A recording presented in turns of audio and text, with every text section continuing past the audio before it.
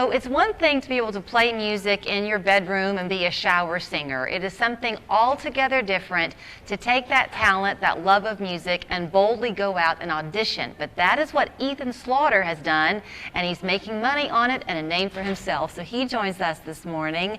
You are actually hoping to get through the interview because you sang your heart out Yes, ma'am. this past weekend in Dollywood, and you've lost your voice a bit. Yes, ma'am, I have. I'm a little hoarse.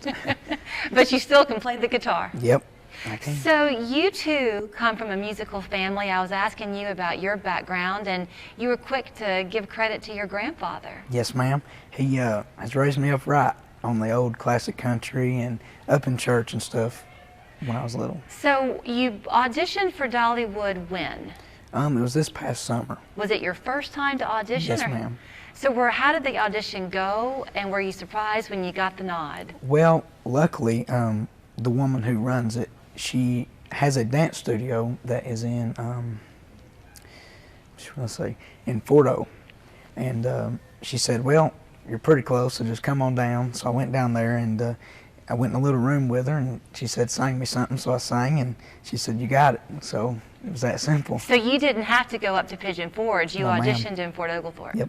So then when you auditioned and you got in, it's not you performing solo, is it?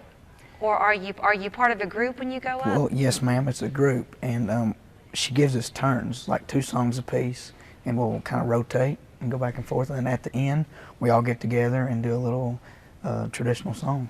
So you're putting a lot of miles on the road between Yes, here and ma'am. 75 North. Yes, ma'am. It's about a 2 to 3 hour drive. How often are you going? During the summer, it's like every other weekend or so, and she just started. It's called the Winter Tunes and Tales, and I got to pick certain dates for that.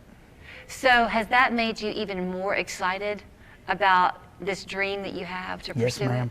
It's always been my dream ever since I was that tall. I ended up getting a phone finally, and I went to looking, and I discovered a lot of artists on my own. One of the ones I've always loved was Hank Williams, and I'd see him in his big tassel shirts and singing, and I just wanted to be like him. And then the fascination with Elvis came, and started getting into the 50s rockabilly stuff. So who are you leaning more towards these days? That's a hard one. I like Elvis pretty good bit, and the But you clothes don't have and the stuff. sideburns yet. No, not yet. You're working on that too? Yep. So what is it about classic country though, Ethan? Because if you talk to any country music singer in Nashville today, even the ones that are kind of that bridge between pop country, they're quick to give credit to those classic country artists. Yeah, well, in classic country, I just find a lot of emotion in that, and you know, all the songs about the hard times, and you know, a woman left you or something, and you kind of got to drink that away, or I don't know. It's just something about it. It's just the pure? old style. Yeah. Kind of pure. You said something about you got a phone. How old were you when you got your phone? Well, let's see. I was probably about 6 or 7. Oh, you were young Yes, when ma'am. you got a phone. Okay, I thought you were going to tell me that because you didn't get it until you were a little bit older, it gave you a chance to really cultivate your music as opposed to being on it a lot. Yeah. Well, it was just touring on the radio, because I would always be with my grandpa, and he'd have the old stuff on the radio, and I was like, what is this? And he kind of told me a little bit about it, and then...